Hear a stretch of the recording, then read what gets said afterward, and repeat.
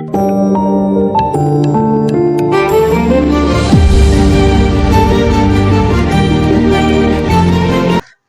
மக்களை, டிஆர்ஏ அகாடமிலிருந்து இன்னைக்கான வகுப்புல என்ன பார்க்க போறோம் அப்படின்னா 7வது வார தேர்வுக்கான வகுப்புகள் ஆரம்பிச்சிட்டோம். இன்னைக்கு வகுப்புல ஹிஸ்டரியில குப்தர்களை பற்றி பார்ட் 2 பார்க்க போறோம்.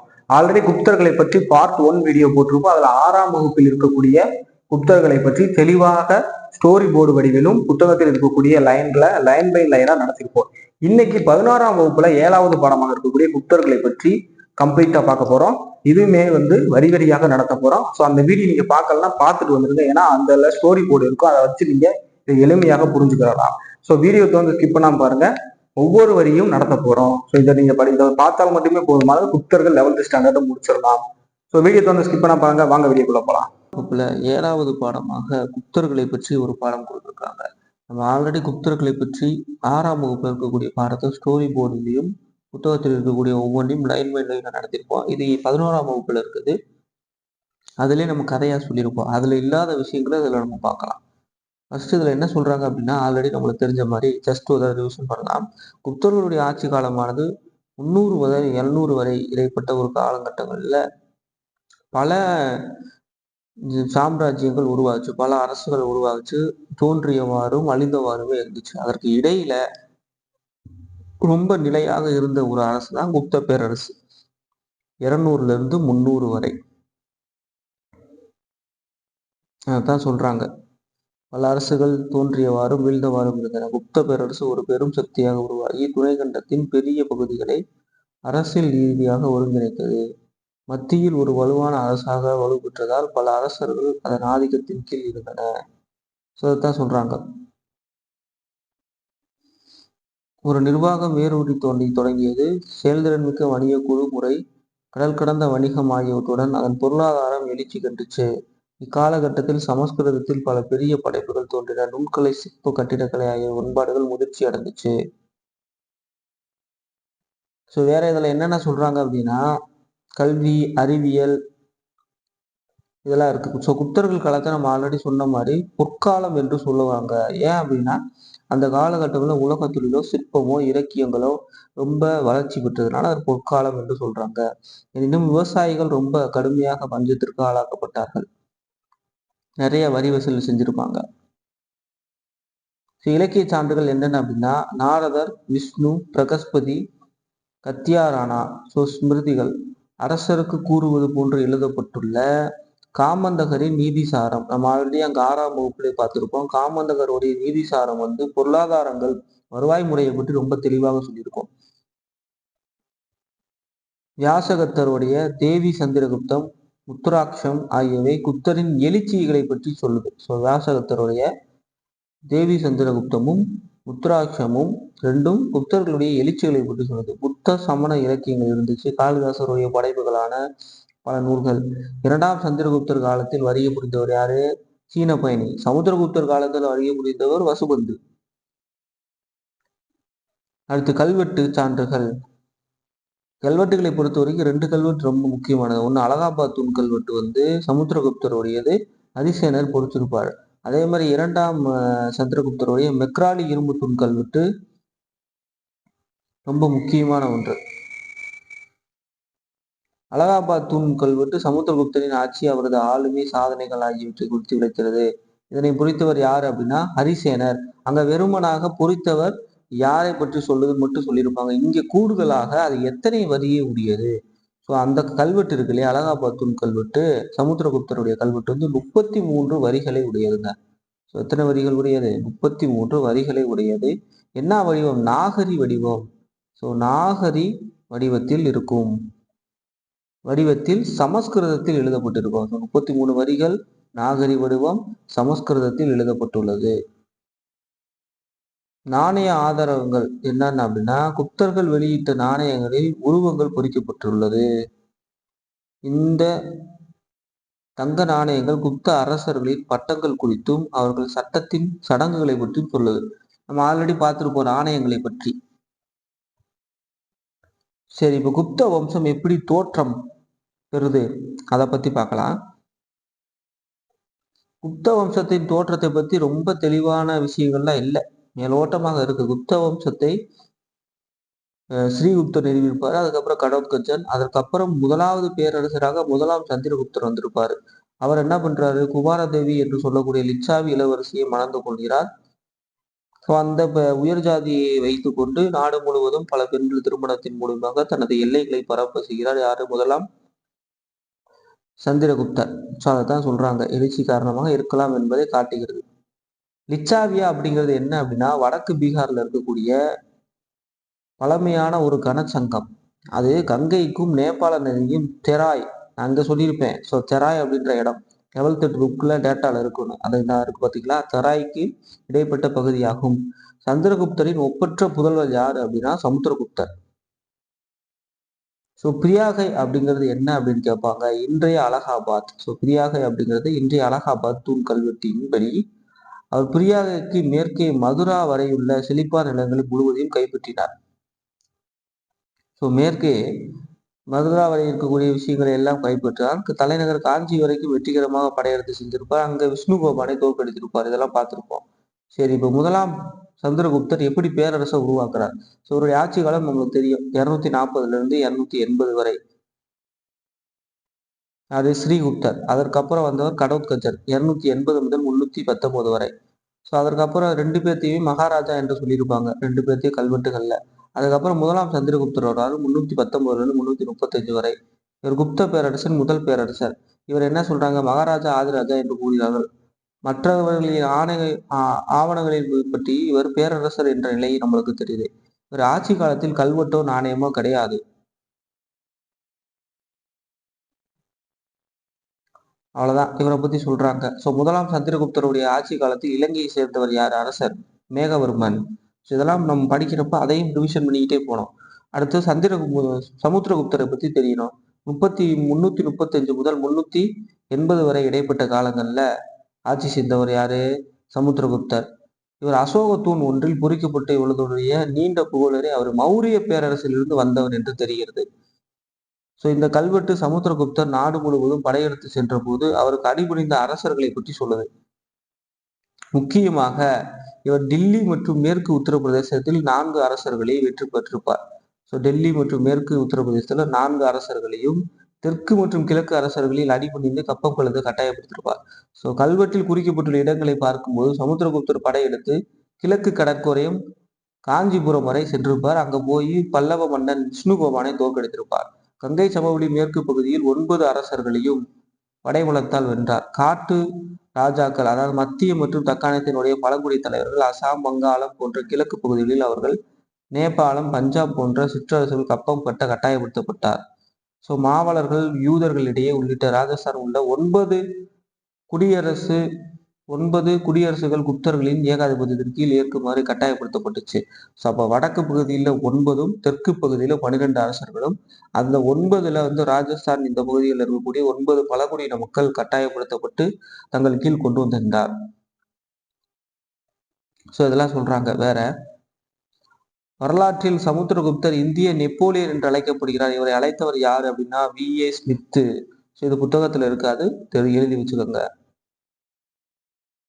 ஸோ தென்பகுதி அரசர்களை கப்பல் கட்டம் வச்சார். தென்பகுதி நம்மளுடைய தென்னிந்திய பகுதியில் அரசர்களுடன் கடுமையாக நடந்து கொண்டார். ஸோ அந்த விஷயங்கள்லாம் சொல்றாங்க.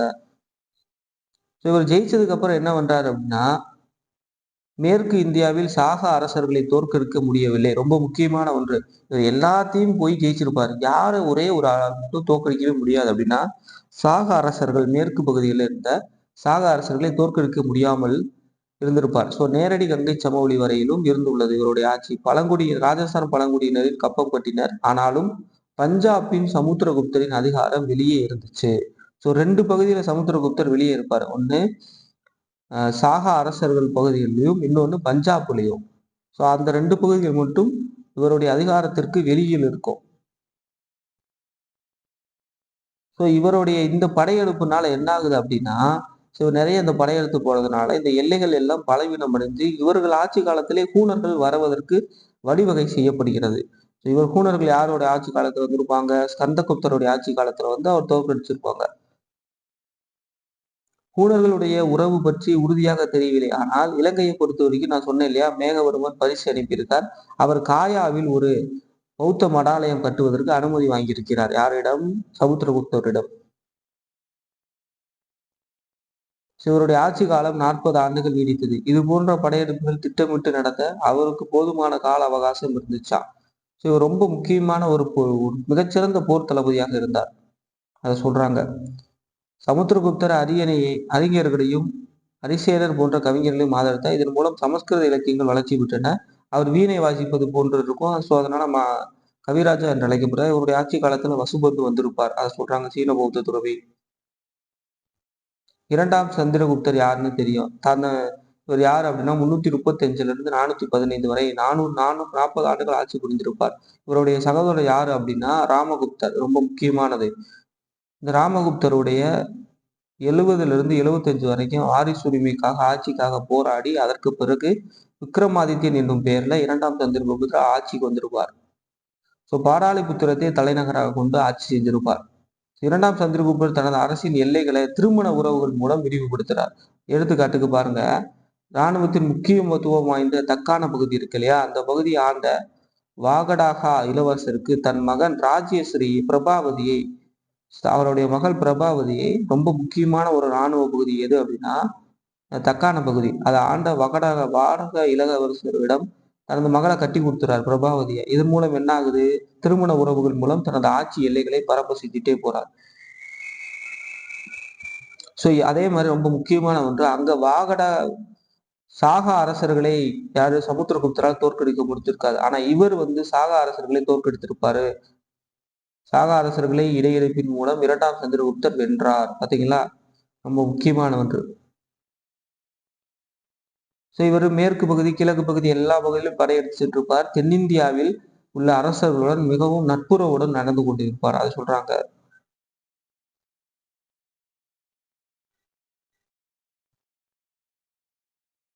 வெற்றி மிருகமாக மற்றும் இவர் ஒரு தலை சிறந்த நிர்வாகியாக திகழ்ந்தார். இவருடைய மற்ற பெயர்கள்லாம் இங்க இருக்கு, அவருடைய வேற பெயர்கள். அதே மாதிரி முதலாக வெள்ளி நாணயத்தை வெளியிட்டவர் யாரு அப்படின்னா இரண்டாம் சந்திரகுப்தர். ஸோ இவருடைய அவையில 9 பேர் சிறந்த அறிஞர்கள் இருந்தாங்க. அதுக்கு பேர் நவரத்தினங்கள் என்று பெயர்.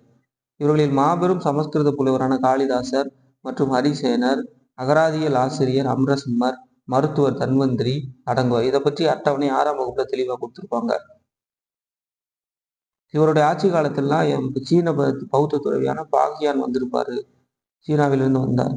குப்த பேரரசின் வளம் குறித்து பதிவு செய்திருந்தார். வெள்ளி நாணயங்கள் வெளியிட்ட முதல் அரசர் இரண்டாம் சந்திரகுப்தர். நான் சொன்னேன் இல்லையா, இவரது ஆட்சி காலத்தில்தான் பேரரசின் விரிவாக்கம் உச்சத்தை எட்டுச்சு. இரண்டாம் சந்திரகுப்தரின் பின்னர் அவரது புதல்வர்கள் குமாரகுப்தர் வந்திருப்பார். இவர் நாலந்தா பல்கலைக்கழகத்தை நிறுவியிருப்பார். அதற்கப்புறம் யார் வந்திருப்பாரு? இவருடைய பட்டப்பேர் என்ன? சக்கராதித்யன். அதற்கப்புறம் ஸ்கந்தகுப்தர் வந்திருப்பார். ஊனர்கள் படையெடுப்பினால் தோற்கடிக்கப்பட்டிருப்பார். அதற்கப்புறம் யார் வந்திருப்பார்? கடைசி அரசர் விஷ்ணுகுப்தர் ஆவார். ஸோ குப்தர்களுடைய நிர்வாக முறை எப்படி இருந்துச்சுங்கிறத பார்க்கலாம். குப்தர்களுடைய நிர்வாக முறை, ஃபர்ஸ்ட் அரசர். குப்தர்கள் ஆட்சியின் அதிகார படிநிலையில் காணப்பட்டது பட்டங்கள், மேலதிகாரங்கள். ஸோ அது அனைத்துமே அரசர்களிடம் கொடுக்கப்பட்டுச்சு. அரசர்களுக்கு மகா ராஜாதிராஜா, பரம பட்டராகா, பரமேஸ்வரா போன்ற பட்டங்களை ஏற்றார்கள். அதாவது பரம தைவத அப்படின்னா கடவுளின் பரம பக்தர், பரம பாகவத அப்படின்னா வாசுதேவ கிருஷ்ணனுடைய பரம பக்தன் போன்ற அடைமொழிகளால் தம்மையே கூர்த்து கொள்வார்கள். இவர்கள் என்ன, அதை தெய்வ கொள்கை கோட்பாடை வச்சிருப்பாங்க. அதாவது இவர்கள் தெய்வத்திற்கு மட்டுமே, இறைவனுக்கு மட்டுமே பதில் சொல்ல கடமைப்பட்டவர்கள், வேற யாருக்கும் பதில் சொல்ல மாட்டாங்க. அந்த கொள்கையை வச்சிருக்காங்க. நம்ம 6ஆம் வகுப்புல பார்த்திருப்போம். குப்த பேரரசர் தாம் தெய்வ அம்சம் பொருந்தியவர்கள் என்று பிம்பத்தை முன்வைத்ததார். ஸோ இதற்கு எடுத்துக்காட்டு அலகாபாத் தூண் கல்வெட்டுல புருஷா என்று சமுத்திரகுப்தரை சொல்லியிருப்பாங்க. ஸோ அலகாபாத் தூண் கல்வெட்டு சமுத்திரகுப்தருடையது. அதுல புருஷா அப்படின்னா அனைவருக்கும் மேலானவர் என்று யார சமுத்திரகுப்தரை சொல்லியிருப்பாங்க. ஸோ இதெல்லாம் சொல்றாங்க. அடுத்து அமைச்சர்களும் அதிகாரங்களும். ஸோ அமைச்சர்கள் அதிகாரிகள் என்ன அப்படின்னா முத்திரைகள், கல்வெட்டுகள் போன்றவற்றில் பதிவிடப்பட்டுள்ளவை. அதிகாரிகள் பணிநிலைகள் அவரது பதவிகளை குறிப்பிட்டாலும் அவற்றில் தெளிவான பொருள் பல நேரங்களில் அறிய முடியவில்லை. அதாவது குமாரத்தாயா என்ற சொல் 6 வைசாலி முத்திரைகளில் இடம்பெற்றுள்ளது. கேட்பாங்க, குமாரத்தாயா என்ற சொல் எத்தனை வைசாலி முத்திரைகளில் இடம்பெற்றுள்ளதுன்னு கேட்டா 6 வைசாலி முத்திரைகளில் இடம்பெற்றுள்ளது. இந்த பதவி என்ன அப்படின்னா குமாரத்தாயா அப்படிங்கிற பதவி என்ன, தனக்காக தனியாக ஒரு அலுவலகம் வச்சிருக்கக்கூடிய அதிகாரிகளை குமாரத்தாயா என்று குறிப்பிடுகிறார்கள்.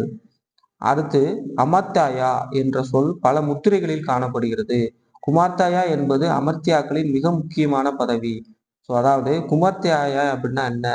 ஒரு அதிகார ஒரு ஆபீஸ் தனியாக இருக்கக்கூடிய ஒரு அரச பதவி. அதுல அமர்த்தாயா அப்படிங்கிறது அதுல மிக முக்கியமான ஒரு பதவி. ஸோ இளவரசர்களின் தகுதிக்கு சமமானதாக இருக்குது போல தெரிகிறதா. ஸோ அமர்த்தியாயா என்ன? இளவரசர்களுடைய அந்த தகுதிக்கு சமமாக இருக்கான். ஸோ குமார்த்தியாயர்கள் அரசர், பட்டத்து இளவரசர், வருவாய்த்துறை அல்லது ஒரு மாகாணத்தின் பல்வேறு தொடர்புடையதாக இருக்கலாம். லிச்சாவி முத்திரை லிச்சாவியர் படையெடுப்பு விழாக்களில் புனித குலத்திற்கு பொறுப்பான ஒரு குமார்த்தாயா பற்றி சொல்லுது. ஸோ குமார்த்தாயா பொறுப்பில் உள்ளவர்களுக்கு கூடுதல் பொறுப்புகளும் ஒதுக்கப்படும். அது இல்லாம இந்த பொறுப்புகள் இங்க பாருங்க வாரிசு அடிப்படையில் வழங்கப்பட்டிருக்கும். அதாவது வரிசையாக அப்பா, அதுக்கப்புறம் மகன், அப்புறம் பேரன். எடுத்துக்காட்டு அலகாபாத் தூண் கல்வெட்டு பிரதஸ்பதி பதிப்பித்தவர் யாரு அப்படிங்கிறது நம்மளுக்கு தெரியும். ஹரிசேனர் ஒரு குமாரத்தாயா மற்றும் சந்திர விக்கிரகா மகா தண்டநாயக்கா ஆகிய பட்டங்களை கொண்டவராக இருந்தார். இவர் வாரகா இருந்துள்ளார். அவர் மகா தண்டநாயக்க துருவ பூதியுடைய புதல்வர். அதாவது ஹரிசேனர் இருக்கார் இல்லையா, அலகாபாத் துன்வல் கல்வெட்டை பொறித்த அந்த ஹரிசேனர் துருவ பூதியின் புதல்வர். இவர் யாரா இருந்திருக்காரு? மகா தண்ட நாயக்கரா இருந்திருக்காரு. இவருடைய மகன் ஹரிசேனர் குமாரத்தாயா, விக்ரமாதித்யா, சந்த விக்கிரகா, மகா தண்ட நாயக்கா போன்ற பதவிகளில் இருந்துள்ளார். அப்ப இது வாரிசு அடிப்படையில் வருது அப்படிங்கிறது புரியுதுங்களா? அடுத்து அமைச்சர் குழு. ஸோ குப்தர்களுக்கு உதவி செய்வதற்கு ஒரு அமைச்சர் குழு ஒன்று இருந்தது தெரிகிறது. அலகாபாத் தூண் கல்வெட்டுல சபா என்ற ஒரு குழு குறித்து கூறுகிறாங்க. இது அமைச்சர் குழுவாக இருக்கலாம் என்று சொல்லப்படுகிறது. மகாசந்திர விக்கிரகா என்பவர் அமைச்சரில் உயர்நிலையில் இருந்தவர். ஸோ மகாசந்திர விக்கிரகா என்பவர் யாருங்க? அமைச்சர்களில் மிக உயர்ந்த நிலையில் இருந்தவரை சொல்றாங்க. இவர் எதற்கான அமைச்சர் அப்படின்னா அமைதி மற்றும் போருக்கான அமைச்சர். இவர் போர் தொடுத்தல், உடன்படுதல், பிற நாடுகளுடன் ஒப்பந்தம் போடுவது இதற்கெல்லாம் தலைமை தாங்கியவர் யாரு? மகாசந்திர விக்கிரகா. அடுத்து நீதித்துறை, இராணுவம் ஆகியவற்றின் பொறுப்பு வகித்தவர் யார் அப்படின்னா தண்டநாயக்க அல்லது மகா தண்டநாயக்க என்று அழைக்கப்படுகிறார். நீதித்துறை மற்றும் இராணுவம் இதற்கெல்லாம் பொறுப்பு வாய்ந்த அமைச்சர்கள் பேர் என்ன? தண்டநாயக்க அல்லது மகா தண்டநாயக்க. ஒரு முத்துரை அக்னி குப்தர் என்று மகா தண்டநாயக்கர் குறித்து பேசுகிறது. அலகாபாத் தூண் கல்வெட்டு 3 தண்டநாயக்கர் குறித்து கூறுகிறது. ரொம்ப முக்கியம். அங்க வைசாலி முத்திரையை பார்த்த வரைக்கும் 6 வைசாலி முத்திரைகள்ல இடம்பெற்றிருக்கும். குமாரத்தாயா அப்படின்னு சொல்லக்கூடிய அந்த பகுதி. இங்க தண்டநாயக்கர் அப்படிங்கிறது அலகாபாத் தூண் கல்வெட்டுல 3 முத்திரைகள் 3 பகுதிகளில் காணப்படுவதாக சொல்லப்படுகிறது. இவை அனைத்தும் இந்திய பதவிகள் என்று வாரிசுரிமையாக வருபவை என்று காட்டுகின்றன. அடுத்து மகா அஸ்வபதி அப்படிங்கிறது என்ன அப்படின்னா குதிரைப்படை தலைவர். அடுத்து பேரரசின் பிரிவுகள் என்னென்ன நம்ம அங்க ஆல்ரெடி பார்த்திருப்போம். தேசம் புக்தி என்று அழைக்கப்படுவது மாகாணங்களாக பிரிக்கப்படும். அதற்கு தலைமை தாங்கிய உபகரிகா ஆளுநராக இருப்பார். அதற்கு கீழே என்ன இருக்கும்? உபகரிகா மாவட்ட தலைமை அதிகாரி வாரியாக அறிவிப்பார். யக்ஷனா அப்படின்னு சொல்லி இருக்கோம். அதனை பார்த்துக் கொள்வது யாசனா. அதுக்கப்புறம் கீழே என்ன இருக்கும்? அதற்கு கீழே அப்படின்னா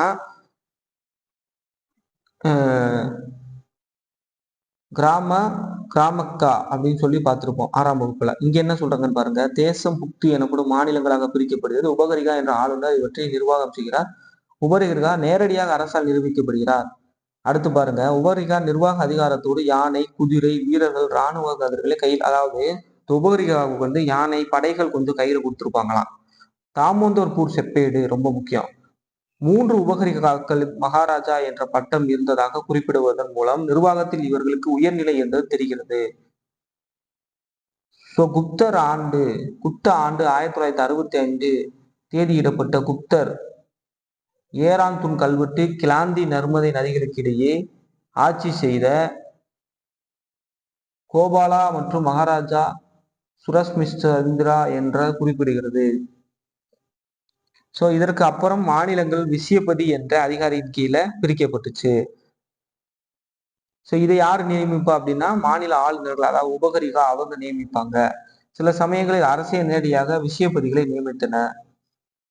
மாவட்டத்திற்கு கீழ் இருந்த நிர்வாக பிரிவுகள் என்னென்ன அப்படின்னா மாவட்டத்திற்கு கீழே விதி, பூமி, பதகா, பீடா போன்ற பல்வேறு விதமான நிர்வாக அலகுகள் இருந்தன.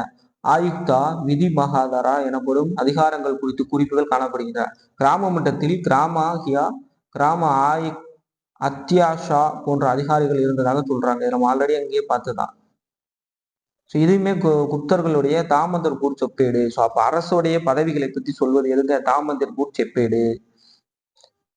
மகராதா என்பதற்கு கிராம பெரியவர் என்று பெயர். அதாவது மகாதாரா அப்படின்னா என்ன அப்படின்னா கிராமத்தில் இருக்கக்கூடிய மிகப்பெரியவர், கிராம தலைவர், குடும்ப தலைவர் என்று பொருள் கொண்டு.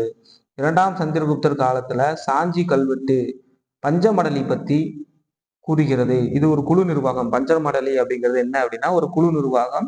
இது யாருடைய ஆட்சி காலத்தில் சொல்லுது அப்படின்னா இரண்டாம் சந்திரகுப்தருடைய ஆட்சி காலத்தில். அடுத்து இராணுவம் என்னென்ன? இராணுவத்தை பொறுத்த வரைக்கும் முத்திரைகள், கல்வெட்டுகள் ஆகியவை பாலி திரிகத்தையா, மகா பாலி திரகத்தையா, அதாவது பால திகுரத்தையா அப்படிங்கிறது காலாட்படை, மகாபால திரிகத்தையா அப்படிங்கிறது குதிரைப்படை தளபதிகளுக்கு வழங்கப்பட்ட பட்டங்களுடைய பெயர். வழக்கமாக பயன்படுத்துவது சேனாபதி போன்ற வார்த்தைகள் குப்தர் கால கல்வெட்டுகள்ல பயன்படுத்தல. அதற்கு பதிலாக தான் பால திருகத்தியாவும் மகாபால திருகத்தியா போன்ற வார்த்தைகள் பயன்படுத்தப்பட்டுச்சு. சில வாகடா கல்வெட்டுகளில் காணப்படுகின்றன. ஸோ அப்ப இது வாகடா கல்வெட்டு. அங்க பார்த்தது தாமந்தர்பூர் கல்வெட்டு. அதற்கு முன்னாடி அலகாபாத் கல்வெட்டுல பார்த்திருப்போம். ஸோ இந்த கல்வெட்டுலாம் இப்ப ரொம்ப முக்கியம். ஒரு வைசாலி முத்திரை இராணுவ கிடங்கின் அலுவலகமாக ரணபந்தகர் அதிகாரத்தை குறிப்பிடுகிறது. மற்றொரு வைசாலி முத்திரை தண்டபாஷிகா என்ற அதிகாரியின் அலுவலகத்தை குறிப்பிடுகிறது. இது மாவட்ட அளவில் காவல் அலுவலகமாக இருந்திருக்கலாம். ஸோ அப்ப தண்டபாஷிகா என்று அழைக்கப்படுவது எது அப்படின்னா மாவட்ட அளவில் செயல்பட்ட ஒரு போலீஸ் ஸ்டேஷன். மகா பிரதிஹாரா அப்படிங்கிறது அரண்மை காவலருடைய தலைவர். ஸோ மகா பிரதிகாரா அப்படிங்கிறது என்னங்க? அரண்மை காவலர் இருக்காங்களா அவங்களுக்கு ஒரு தலைவர். அடுத்து கத்திய பகிதா அப்படிங்கிறது அரச சமையல்காரர் கண்காணிப்பாளர். சமையல் பண்றாங்களே அவங்களுடைய கண்காணிப்பாளர். அடுத்து நேரடி தொடர்பு கொண்டிருந்த அதிகாரிகள் குறிப்பிட்டனர். ஒரு வைசாலி முத்திரை மகா பிரதிகாராகவும் தாராதவாராகவும் இருந்த ஒருவரை குறித்து குறிப்பிடுகிறது. நிர்வாக அமைப்பின் மேல்மட்டத்தில் அமத்யா, சச்சிவா போன்றவர்கள் இருந்தார்கள். இவர்கள் பல்வேறு துறைகளுக்கு பொறுப்பு நிர்வாக அதிகாரிகள் ஆவர். துடகா என்று அழைக்கப்பட்ட ஒற்றர்கள் உறவு அமைப்பு இருந்துச்சு. ஸோ இது ரொம்ப முக்கியம். ஸோ துடகாலாம் நம்ம அங்கேயே பார்த்துருப்போம் 6ஆம் வகுப்புல ஒற்றர்கள். அடுத்து பொருளாதார நிலைகள் என்னென்ன? குப்தர் காலத்தில் காமந்தகர் எழுதிய நிதிசாரம் தான் இவர்களுடைய மிக முக்கியமான பொருளாதாரம் சார்ந்த ஒரு நூல். எப்படி வருவாய்கள் பெருக்கப்பட வேண்டும், எப்படியெல்லாம் வரணும் அப்படிங்கிறத பத்தி சொல்லுது. ஸோ இவர்களுடைய வருவாய்களை பற்றி ரொம்ப பெருசா பார்க்கணும் அப்படின்னா விவசாயங்கள் மீது விதிக்கப்பட்ட நிலவரி வருவாய் தான் அதிகம். அதை கிளிப்தா, பாலி, உத்தரங்கா, உபகரிகா, ரஷ்யவதி போன்ற சொற்கள் குறிப்பிடுகின்றன குப்தர்களுடைய கல்வெட்டுகளை வரிகளை. ரஷ்யவதி அப்படின்னா கட்டாய உழைப்பு என்ற அர்த்தம். ஸோ வேளாண்மையும் வேளாண்மை அமைப்பும் குப்தர்கள் ஆட்சி காலத்துல ஏராளமான பாசன வசதிகள் ஏற்படுத்தப்பட்டுச்சு, சாலைகள் விரிவுபடுத்தப்பட்டுச்சு.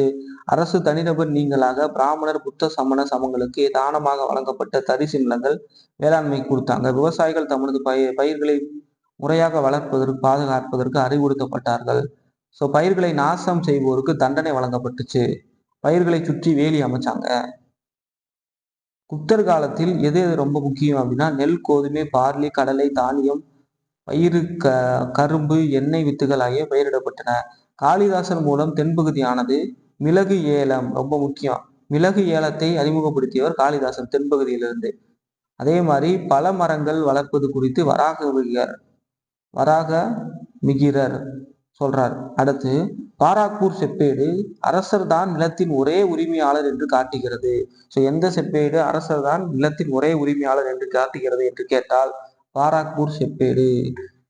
ஸோ அவங்க என்ன சொல்றாங்க அப்படின்னா நீங்க மானியங்கள் கொடுக்கும் போதோ அல்ல நிலங்களை குத்தகைக்கு விடும் போதோ எல்லாம் கொடுத்துட்டு ஆவணங்கள்ல இவருடைய தான் கடைசியிடம் தான் வைத்துக் கொள்வார். தன்னிடம் நிலங்கள், இடமும், எல்லைகள், ஆவண காப்பாளரும் அப்பகுதி செல்வாக்கு மிகவாலும் குறித்து வைக்கப்படும். அதாவது பாகாப்பூர் செப்பேடுகளின்படி உஸ்தபாலா என்ற அதிகாரி மாவட்டங்களில் நிலப்பரிமாற்றம் தொடர்பான ஆவணங்கள் அனைத்தையும் பாதுகாத்து கிராமத்தில் நில தொடர்பான ஆவணங்களை கிராம கணக்கு பராமரித்தார். குப்தர் காலத்தில் நில வருவாய் இப்படி இருந்துச்சாம். அது உஸ்தபாலா அப்படின்னா யாரு? மாவட்ட அளவுல நிலப்பரிமாற்றம் தொடர்பான ஆவணங்களை பாதுகாத்து வைக்கக்கூடிய ஒரு அதிகாரி. அடுத்து பாருங்க, இது நம்ம ஆல்ரெடி பார்த்ததுதான். நிலப்பகுதி சேராக இருக்கும். ஸோ பயிரிடக்கூடியவை நம்ம ஷார்ட்கட் சொல்லியிருப்போம். கிலா அப்படின்னா என்ன? இல்ல, அப்ப தரிசு நிலம். அபகத்ரா அப்படின்னா என்ன? அப்புனா மேல, அப்ப வானம் மற்றும் நிலம். வஸ்தி அப்படின்னா வசதி, அப்ப குடியிருப்புக்கு தகுந்த நிலம். அடுத்து இன்னொன்னு நம்ம ஞாபகம் வச்சுட்டாகணும். கபட சாகரா அப்படின்னா மேய்ச்சல் நிலம், சஹாரா அப்படின்னு ஞாபகம் வச்சுக்கோங்க. அடுத்து பல்வேறு விதமான நிலக்குத்தகை என்னெல்லாம் இருந்துச்சு அப்படின்னா, நிவி தர்மா அப்படின்னா அறக்கட்டளை போன அமைப்பின் மூலம் நிலமானியம் இம்முறை வடக்கு மற்றும் இந்திய வங்காளத்தில் நிலவியது. அடுத்து நிவி தர்ம அக்ஷயானா அப்படின்னா நிரந்தர அறக்கட்டளை. ஸோ பெற்றவர் அதிலிருந்து பெறும் வருவாயை பயன்படுத்தி கொள்ளலாம். ஸோ நிவி வெறும் தர்மா அப்படின்னா அறக்கட்டளை போன்ற அமைப்பின் மூலம் மானியம். நிவி தர்ம அக்ஷயானா அப்படின்னா அறக்கட்டளை பெற்றவர் அதிலிருந்து வரக்கூடிய வருவாயை பயன்படுத்திக்கலாம். அப்தரா தர்மா அப்படின்னா வருவாயை பயன்படுத்தலாம், ஆனால் அது பிறருக்கு தானமாக கொடுக்க முடியாது. ஸோ அதை சொல்றாங்க. அடுத்து பூமி பூமி சித்திரையானா அப்படின்னா தரிசு நிலங்களை முதலாக சாகுபடி நிலங்களாக மாற்றும்படி தரப்படும் உரிமை. இந்த நிலத்திற்கு குத்தகையிலிருந்து விலக்கு அளிக்கப்பட்டுள்ளது. அப்ப பூமி சித்திரையானா அப்படின்னா என்ன? பூமியை சீர்படுத்துவது ஞாபகத்தில் வச்சுக்கோங்க. ஷார்ட்கட் பூமி சி. ஸோ பூமியை சீர்படுத்துறாங்க, அப்ப தரிசு நிலத்தை விவசாய நிலமாக மாத்துறாங்க. ஸோ அதற்கு மானியத்திலிருந்து விலக்கு அளிக்கிறாங்க. அடுத்து ஏனைய நிலக்குறைகள் என்னென்ன அப்படின்னா அக்ரஹாரா, அக்ரம்னாலே தெரியும் ஐயர். ஸோ அப்போ பிராமணர்களுக்கு தரவுபடுவது, இது நிரந்தரமானது, பரம்பரையாக வரக்கூடியது, வரி கிடையாது. அடுத்து தேவ கிரஹாரா மானியம் அப்படின்னா கோவில் மராமத்து வழிபாடு ஆகிய பணிகளுக்காக பிராமணர் மற்றும் வணிகர் ஆகியோருக்கு அளிக்கப்படக்கூடிய மானியம். அடுத்து சமய சார்பற்ற மானியம் அப்படின்னா முக்தர்களுக்கு கீழ் இருந்த நிலப்பரப்புகளுக்கு வழங்கப்பட்ட மானியங்கள். இப்ப என்னென்ன வரிகள் இருந்துச்சு அப்படிங்கிறத பாருங்க. இந்த வரிகள் எல்லாம் பாக்குறப்ப குப்தர்கள் எவ்வளவு மோசமானங்களா அப்படிங்கிறது தெரியும். ஸோ ஃபர்ஸ்ட் பாகா அப்படின்னா விளைச்சலில் அரசன் பெறும் ஒரு 1/6 ஆகும். ஸோ எப்படி ஞாபகத்தை வச்சுக்கலாங்க இத?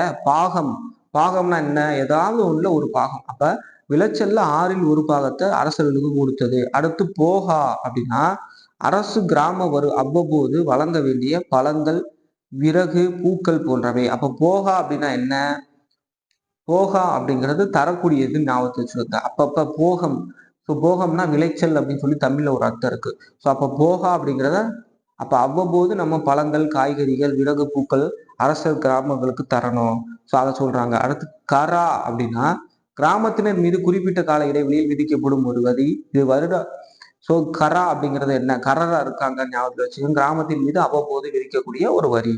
அடுத்து பலி அப்படின்னா ஆரம்பத்தில் விரும்பப்பட்டு வழங்கப்பட்ட வரியாக இருந்து பின்னர் கட்டாய வரியாக மாற்றப்பட்டது, ஒரு ஒடுக்குமுறை வரி. ஸோ பலினாலே தெரியும் என்ன? பலி ஆயிட்டாங்க அப்படின்னா ரொம்ப கஷ்டம், கொண்டுட்டாங்கன்னு அர்த்தம். அதே மாதிரி ஸ்டார்டிங்ல ஒரு வரி விருப்பப்பட்டு கொடுத்துட்டு இருந்ததை அதை கட்டாய வரியாக மாத்திருக்காங்க. ஸோ அப்ப பாகானா ஒரு பாகம், சார்ல ஒரு பாகம். போகா அப்படின்னா விளைச்சல். ஸோ அப்ப நம்ம தரணும். கரா அப்படின்னா என்ன? அவ்வப்போது வருடத்திற்கு ஒரு விலை கொடுக்கப்படுது. பலி அப்படின்னா கட்டாயத்திலிருந்து வரி, கட்டாய வரி. ஸோ இப்படி நம்மளுக்கு தோன்ற மாதிரி நம்ம ஞாபகத்தில் வச்சுக்கணும். நான் இப்படிதான் ஞாபகத்தில் வச்சிருக்கேன், உங்களுக்கு எப்படி தோணுதோ அப்படி ஞாபகத்தில் வச்சுக்கோங்க. அடுத்து உதயங்கா அப்படின்னா காவல் நிலையங்களில் பராமரிப்பதற்கு வசூலிக்கப்படுகிற காவல் வரியாக இருக்கலாம் அல்லது நீர் வரியாக இருக்கலாம்.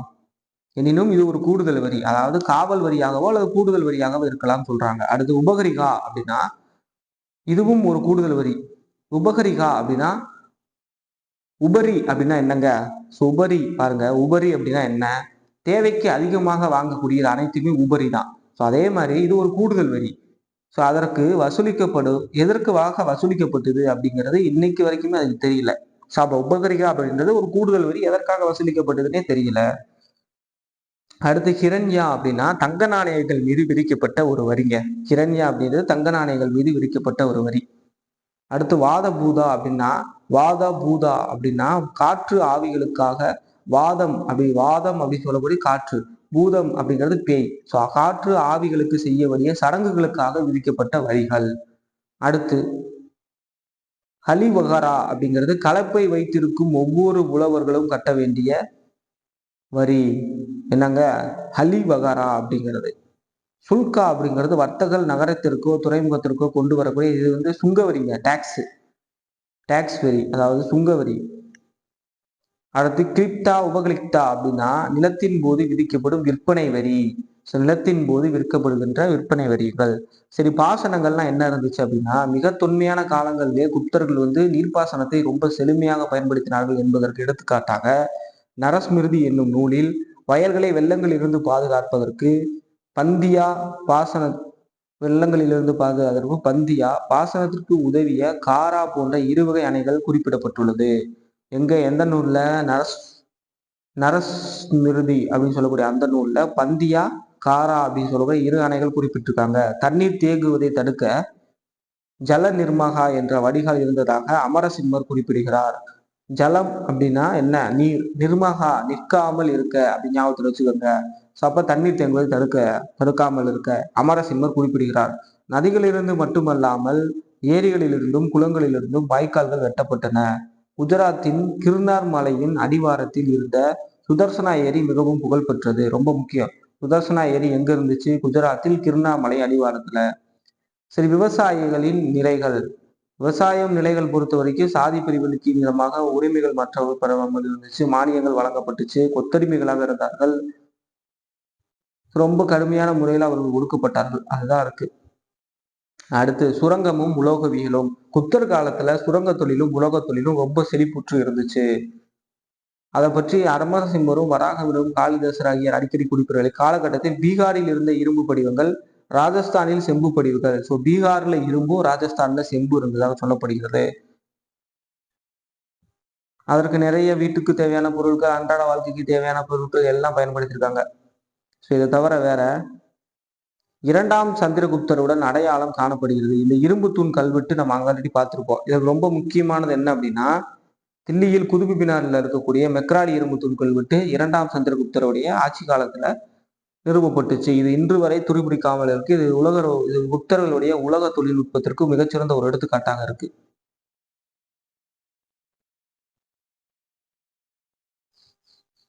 அவ்வளவுதான். வணிகமும் வர்த்தகமும். குப்தர்களை பொறுத்த வரைக்கும் வணிகமும் வர்த்தகமும் ரொம்ப சூப்பராக இருந்துச்சு. அதுல சிரஷ்டி சர்வதகா. சிரஷ்டி அப்படின்னா சிரமம் மேற்கொள்ளாமல் ஒரே இடத்தில் இருந்து வணிகம் செய்யக்கூடியவர்கள். சர்வதகா அப்படிங்கிறவர் ஊர் ஊராக எருதுகளை வண்டியில் பூட்டி பொருட்களை எடுத்து சொல்லி விற்பவர்கள். ஸோ 2 வணிக குழுக்கள் இருந்ததாக சொல்றாங்க. இது 6ஆம் வகுப்பிலே பார்த்திருப்போம். ஸோ அவர்கள் என்னென்ன விஷயங்கள் அன்றாட வாழ்க்கைக்கு தேவையான அனைத்து விஷயங்கள்ல இருந்து விலை உயர்ந்த ஆபரணங்கள் வரைக்கும் எல்லாத்தையுமே பயன்படுத்துறாங்க.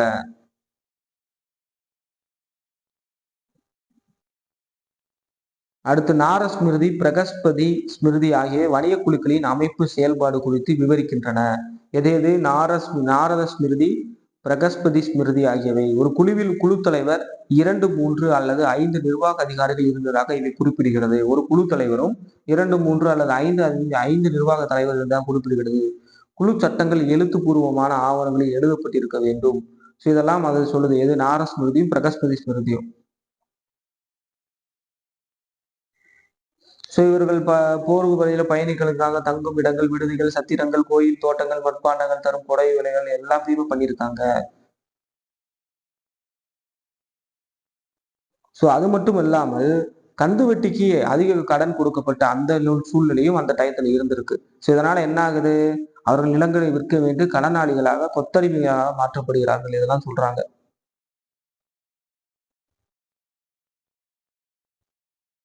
அப்புறம் துறைமுகங்கள் நம்ம பார்த்திருப்போம். மேலை கடற்கரை, கீழே கடற்கரை என்னென்ன அப்படிங்கிறத நம்ம 6ஆம் வகுப்புல பார்த்திருப்போம். அதெல்லாம் கொடுத்துருக்காங்க. ஸோ அந்த விஷயங்கள் எல்லாம் இங்க இருக்கு. குப்தர்கள் அதிக எண்ணிக்கையில் தங்க நாணயங்களை வெளியிட்டார்கள். ஸோ பண்பாட்டு மலர்ச்சி. அடுத்து பண்பாட்டு மலர்ச்சி எப்படி இருந்துச்சு அப்படின்னா, கலையும் கட்டிடக்கலையும். நான் சொன்ன மாதிரி நாகரா திராவிட பாணியிலான கலைகள் வளர்ந்துச்சு. இந்த கட்டிடக்கலை வரலாற்றில் ரொம்ப முக்கியமான ஒன்று. இவர்கள் தான் கட்டுமான கோவில்களை முதல்ல கொண்டு வந்தார்கள். குடைவரை கட்டுமான கோயில்கள் தான் இருக்கு இல்லையா? ஃபர்ஸ்ட் அதற்கு முன்னமே பாடை குடைவரை கோயில்கள் தான் இருந்துச்சு. இவர்கள் தான் முதல்ல நாகரா திராவிட பாணியில கட்டுமான கோயில்களை கொண்டு வராங்க. ஸோ முகப்புல அலங்காரகம், உள்பக்க தூண்களின் வடிவமைப்பில் விரிவான புதிய மாற்றங்கள் மூலம் புதுமை செய்தார்கள். மிகவும் குறிப்பிடத்தக்க குடைவரை கோயில்கள் அஜந்தா, எல்லோரா மகாராஷ்டிரா, பாக் மத்திய பிரதேசம் ஆகிய இடங்களில் உள்ள கோயில்கள். உதயகிரி வந்து ஒடிசா.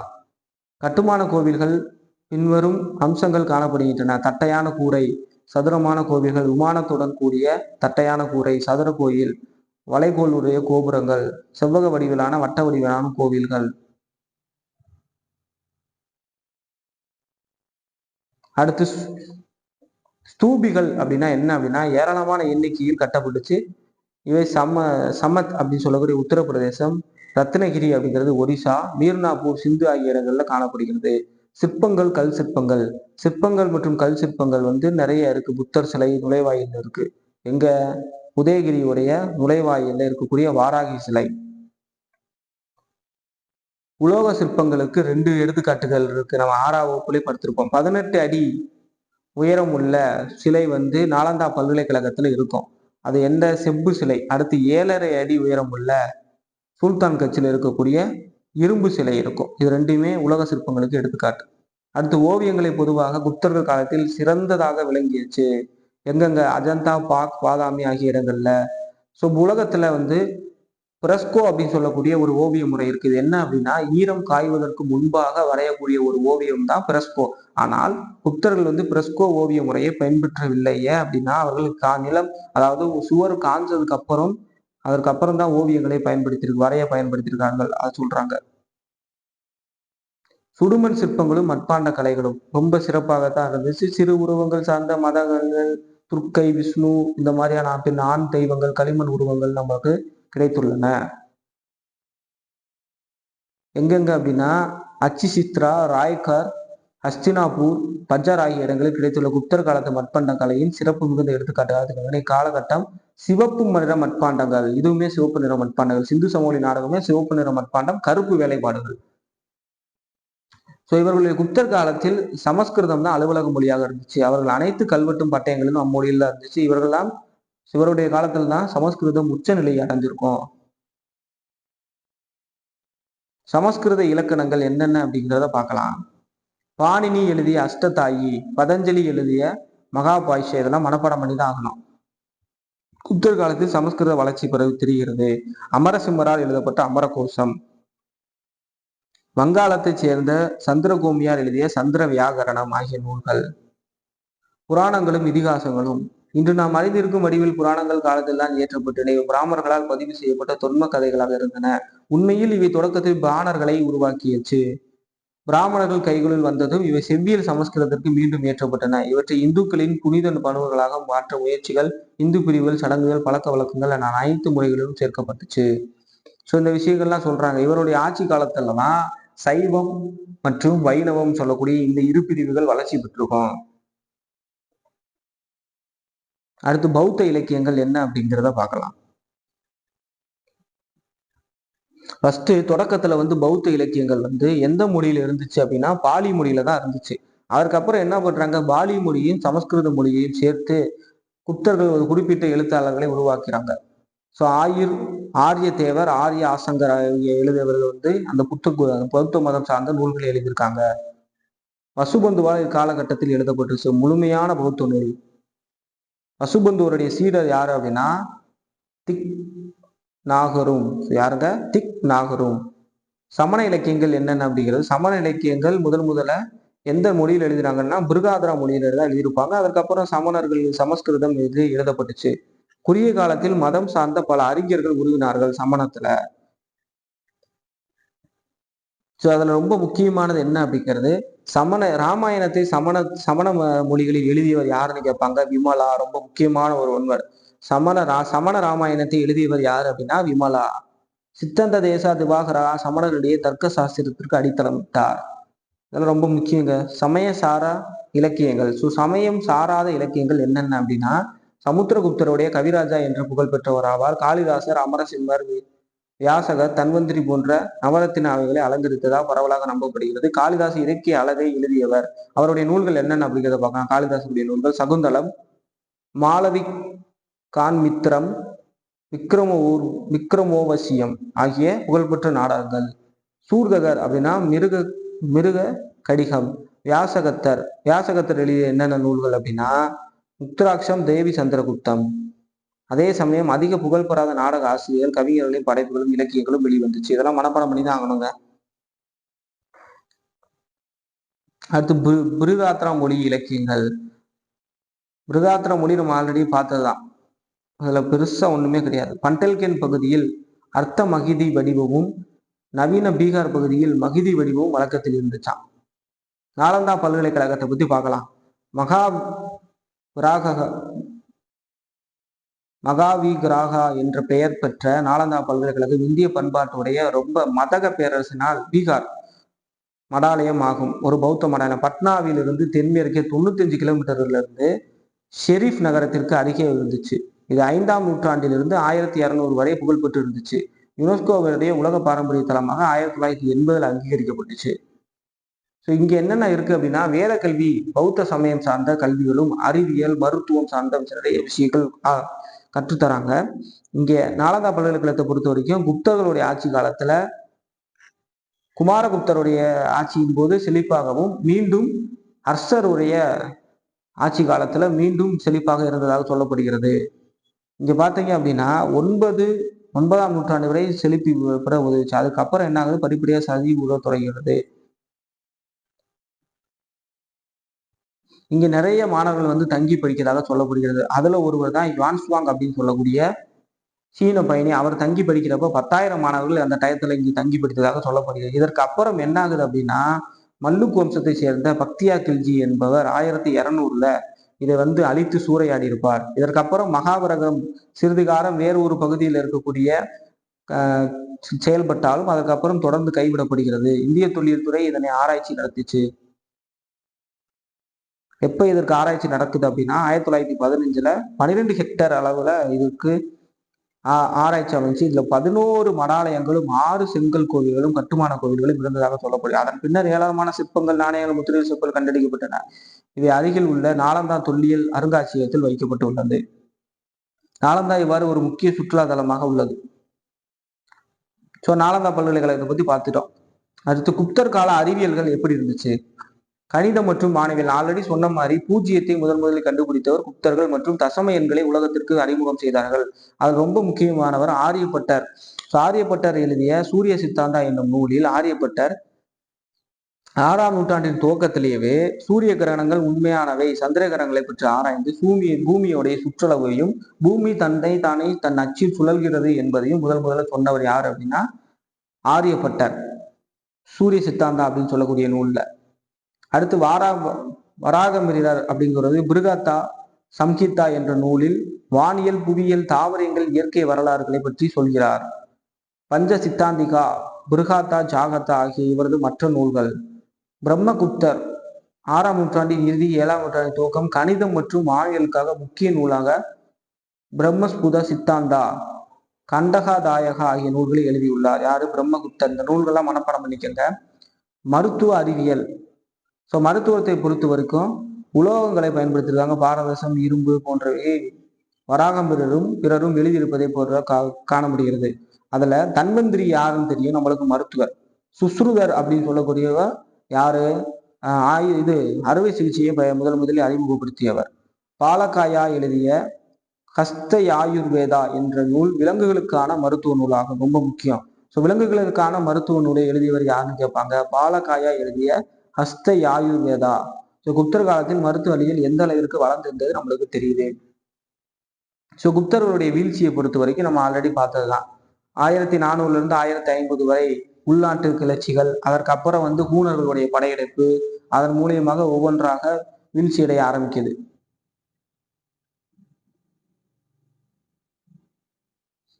ஸோ குப்தர்களுடைய பேரரசு இந்த மாதிரியாக வீழ்ச்சி அடைய ஆரம்பிச்சிருச்சு. ஸோ ஒரு பாட சுருக்கத்தோட நம்ம முடிச்சிடலாம். மௌரிய பேரரசுக்கு பின்னர் குப்த பேரரசு பெரும் ஆற்றல் மிக்கதாக உருவாச்சு. ஸ்ரீகுப்தர் நிறுவியிருப்பார். சமுத்திரகுப்தர் ரொம்ப முக்கியமானவர். 7ஆம் சந்திரகுப்தர் தனது படையெடுப்புகள் மூலம் திருமண உறவு மூலம் அரசை விரிவுபடுத்துவார். நாலந்தா பல்கலைக்கழகம் குமாரகுப்தர். ஸ்கந்தகுப்தர் பூனர்களை விரட்டி அடிச்சிருப்பார். திரும்ப 12 ஆண்டுகளுக்கு அப்புறம் அவங்க வந்து ஜெயிச்சிருப்பாங்க. குப்தர்கள் தம் தெய்வமாக படையெடுத்தவர் கூறியவர். அதிகாரி குழுனா என்ன? குப்த அரசர் கலை, இலக்கியம், காளிதாசர், அதிசயனர், அமரசிம்மர் இவர்களை பற்றி வராமிரர்கள் பற்றி அலங்கரித்தார்கள். 9 நவரத்தினங்கள் 2ஆம் சந்திரகுப்தர் ஆட்சி காலத்தில். ஹூணர்களின் படையெடுப்பில் கருவூலம் காலியானது. பிற்கால குப்தர்கள் வலிமை குன்றியது. ஆகிய விஷயங்கள்லாம் பார்த்திருக்கோம். அடுத்து குப்தர் காலம் குறித்து கீழ்கண்ட சான்றுகளை எது நம்ப முடியாதது என்று நீங்கள் கூறுகிறீர்கள் அப்படிங்கிறத கேட்கிறாங்க. கதை மற்றும் புராணங்கள். எழுதியவர் யார் யாரு? தன்வந்திரி நம்மளுக்கு தெரியும். என்னங்க தன்வந்திரி எழுதியது எது? ஆயுர்வேதா. வராகரிகார், பிருகத்தா. ஆரியப்பட்ட சூரிய சித்தாந்தா, சூரிய சித்தாந்தா, அமரசிம்மர், அமரகோசம். சமரசிம்மர், அமரகோசம். அப்ப 4, 3, 1, 2. அடுத்து டேஸுக்கு கவிராஜா என்ற பட்டம் வழங்கப்பட்டுச்சு. யாருன்னு நம்மளுக்கு தெரியும், சமுத்திரகுப்தருக்கு. வீணை வாசிப்பது போன்று இருப்பார் நாணயத்துல. அடுத்து டேஸ் என்ற சீன பயணி 5ஆம் நூற்றாண்டின் இறுதி சமூகத்தை குறித்து சொல்கிறார். 5ஆம் நூற்றாண்டு, அப்ப 400களில் டேஸ் என்ற சீன பயணி நூற்றாண்டின் சமூகத்தை குறித்து சொல்கிறார் அப்படின்னா யான்ஸ்வாங், பால்கியான். அடுத்து கீழ்கண்ட எது குப்தர் காலத்து குடைவரை கோயில்களில் இல்லை அப்படின்னு கேட்குறாங்க. எலிஃபென்டா, மகாராஷ்டிராவில் இருக்கக்கூடியது. அடுத்து தர்க்கம் குறித்து முதல் முழுமையான பௌத்த நூலை எழுதியவர் யார்? தர்க்கம் குறித்து முழுமையான பௌத்த நூலை குறித்து எழுதியவர் யார் அப்படின்றது நம்மளுக்கு தெரியும், வசுபந்து. ஸோ அவ்வளோதாங்க. ஸோ 11ஆம் வகுப்புல இருக்கக்கூடிய குப்தர்களை கம்ப்ளீட்டா முடிச்சிட்டோம். அப்ப இன்னைக்கான வீடியோவில் நம்ம குப்தர்களை பற்றி தெளிவாக நடத்தி முடிச்சுட்டோம். ஸோ குப்தர்கள் 16ஆம் வகுப்புல ஆல்ரெடி ஃபர்ஸ்ட் பார்ட் 1 போட்டிருப்போம். அதற்கான டிஸ்கிரிப்ஷன்ல லிங்கையும் காட்சியில் லிங்க் தரேன், செக் பண்ணி பாருங்க. இது 2வது பாகம். 2வது பாகத்துல 11ஆம் வகுப்புல இருக்கக்கூடிய 7வது பாடத்தை கம்ப்ளீட்டா முடிச்சிட்டோம். ஸோ குப்தர்களை பற்றி கம்ப்ளீட்டா 2 மணி நேரத்தில் நம்ம முடிச்சிருக்கோம். அது ஒரு 1 மணி நேரம், இது ஒரு 1 மணி நேரத்தில் நம்ம முடிச்சிருக்கோம்.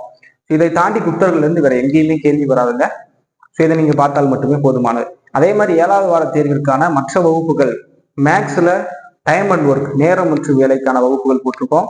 அதே மாதிரி ஐஎன்எம்ல 12ஆம் வகுப்பில் இருக்கக்கூடிய 1வது பாடம் மற்றும் 2வது பாடம் இந்திய தேசியத்தின் எழுச்சி, தீவிர தேசியவாதத்தின் எழுச்சியும் சுதேசி இயக்கம், இந்த 2 பாடத்தையும் சேர்த்து ஒரு கம்பைன் வீடியோவாக போட்டிருக்கோம். ஸ்டோரி போர்ட்லையும் வரி வரியாக நடத்திருக்கோம். அதற்கான வீடியோ லிங்க்கும் கீழே டிஸ்கிரிப்ஷன்ல கொடுக்குறேன். அதே மாதிரி ஹிஸ்டரியில குப்தர்களை பற்றி பார்ட் 1 வீடியோ போட்டிருக்கோம். அதற்கான வீடியோ லிங்க்கும் டிஸ்கிரிப்ஷன்ல கொடுக்குறேன். இது வரைக்கும் நம்ம டெஸ்ட் பேஜ்ல ஜாயின் பண்ண நண்பர்கள் கீழே டெலகிராம் மற்றும் வாட்ஸ்அப் குரூப் லிங்க் இருக்கு, அதில் ஜாயின் பண்ணி குரூப் அட்மினுக்கு SMS பண்ணுங்க. மற்ற இன்ஸ்ட்ரக்ஷன் எல்லாம் அவங்க உங்களுக்கு தருவாங்க. இது வரைக்கும் நம்ம சேனலை சப்ஸ்கிரைப் பண்ண நண்பர்கள் சப்ஸ்கிரைப் பண்ணி டிஎன்பிசி படிக்கூடிய நண்பர்கள் ஷேர் பண்ணுங்க. அதே மாதிரி இந்த வீடியோ எப்படி இருந்துச்சு, இதே மெத்தட்ல கண்டினியூ பண்ணலாமா அப்படிங்கிறது கீழே மறக்காம கமெண்ட்ஸ் லீவ் பண்ணுங்க. அடுத்த வீடியோ சந்திப்போம். அது வரைக்கும் நன்றி, வணக்கம்.